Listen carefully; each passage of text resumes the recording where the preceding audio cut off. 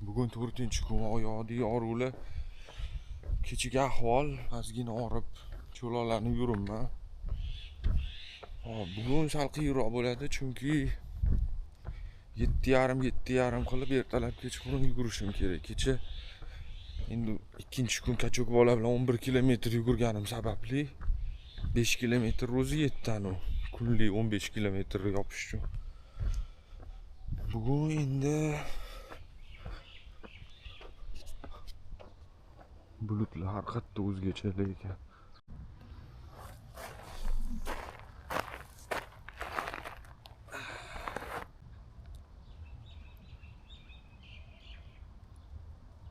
Assalomu alaykum hammaga. 4-kunni ertalab yugurish tugadi hozir.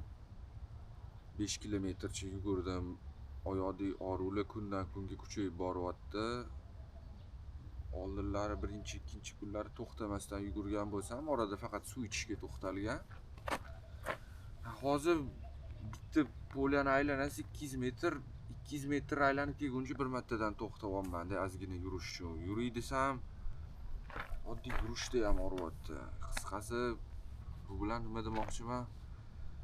Men taslim bo'lish niyati yo'q-ku, prosta yo'lning oxiri ko'rinmayapti. Har qayerda mana endi 50 kilometr bosib o'tilindi umumiy hisobda. Agar velosiped bo'lganda, voy 4 soatda 100 kilometr harakat qilsam bo'ladi. 5 soatda o'ynab kulib bosib o'tardim bu masofani. Yugurish anaqasi har qayerda ancha qiyin ekan velosipedga nisbatan.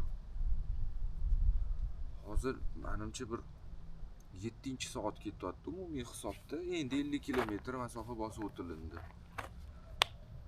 Hop. Endi ko'ramiz. Agar bugun 10 kilometr yugura olsam, bu men uchun qanaqadir ilojsizdek tuyulyapti hozir.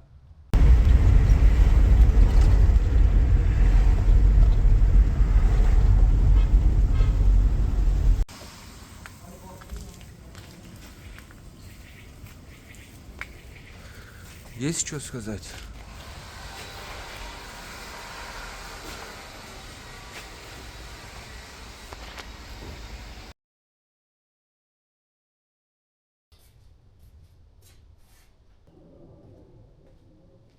Xo'p, mana bugun 5-kunam o'z nihoyasiga yetyapti va men juda katta afsus bilan shuni aytmoqchiman. Oyoqdagi og'riq kuchayib ketgani sababli challenge men uchun to'xtadi 50-kilometrda.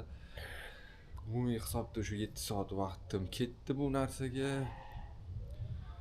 Endi nima desa bo'ladi? O'zim ham uyalib ketdim oxirigacha bora olmaganimdan, chunki niyat boshqacha bo'lgan edi, nastroy umuman boshqacha edi. Jismoniy tayyorgarlik ham yaxshi edi. Eng qizig'i, o'ng oyoq chapga nisbatan menda ancha kuchli edi shu kungacha, lekin ish qilib kamchiliklarimni, xatolarimni tushundim. Qayerda endi qanaqa trenirovka qilish kerakligini bildim. Xudo xolasa keyinchalik yana mana shunaqa challenge'lar bo'lib qolsa, ularda faol ishtirok etib, yaxshi natija ko'rsatishga harakat qilib ko'raman.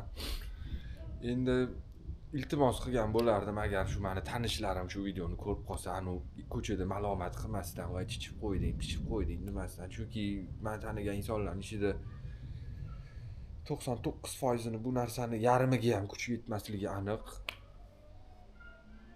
Bu havo har qayerda Allohga behisob shukr juda chiroyli bo'ldi shuncha-ku. Xo'p, endi suhbat oxirida yana nima demoqchiman?